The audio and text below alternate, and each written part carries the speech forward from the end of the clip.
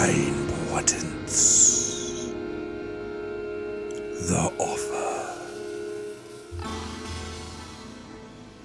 My Lord General, this missive was found by chance, and I felt it demanded your immediate attention. It was found by a wildlands patrol some 30 miles from the eastern ramparts of Hamahal, scrawled upon mouldering parchment and tied to the leg of a dead messenger hawk that the scouts described as an age-rotted husk. I do not pretend to understand the full horror of this message, or the strange circumstances of its discovery. However, I will have my fellow captains make ready their regiments, should you deem it necessary to deploy the Free Guild in haste. For the immediate and most urgent attention of Lord General Astinimon, Hamahal, Chamber Strategic. My lord, forgive a doomed man his presumption, but what I say here cannot wait for slow passage through the ranks. This is the last operational report of the Cogfort Light of Hope.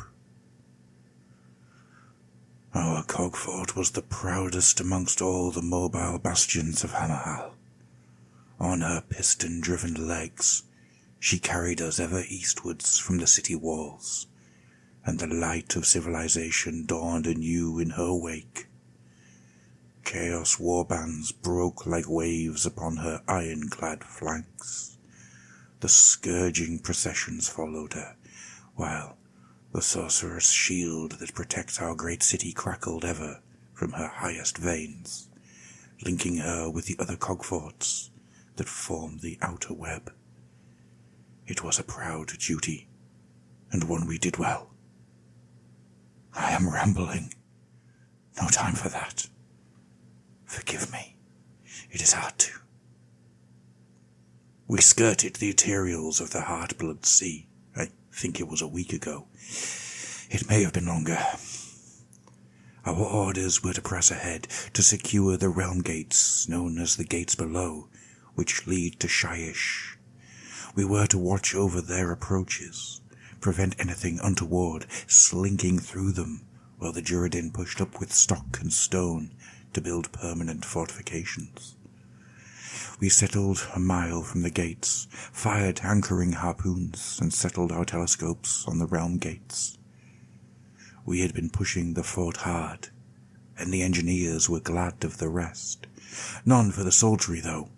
We dropped drawbridge, and the scouts rode out, 80 men and steeds vanishing across the dusty steppes towards those distant glowing arches. The first day was quiet. I remember that. The night, too. It was on the second night that we saw the realm gates growing brighter. A cold light it was, and a cold wind that followed it, flowing steadily and endlessly out of the gates. An hour or so after dark, the sentries gave a cry.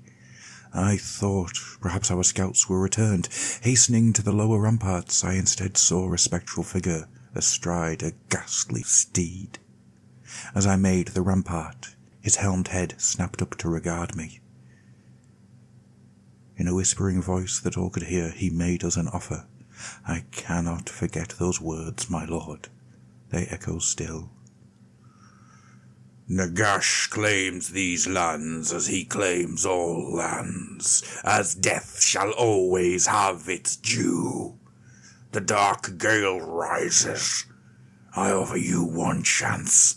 Give yourself willingly, serve and endure, or refuse and die. I am proud to say that my answer was as swift as it was profane. I ordered the wizard, Tarakagroth, to banish the foul ghast, yet the thing was already fading away. Still, the ill wind blew. By the next day, we had to admit that the scouts were overdue.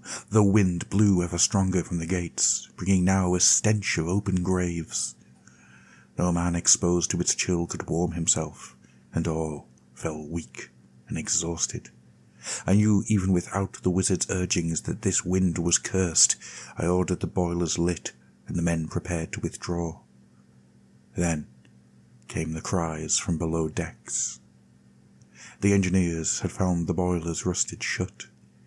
Upon wrenching them open, vast quantities of cold ash billowed forth. Those men that breathed it ailed within minutes. I ordered the engine deck sealed at once. Better some than all. 2 choices remained: dig in or evacuate. The wind had become a gale. Fell voices carried upon it. I knew then that we were cursed, that we could not remain. Yet, upon ordering the men to abandon the fort, it was found that every hatchway had rusted shut, as though not opened for 1,000 years. We were forced to lash lines and send men over the ramparts to abseil to the ground below.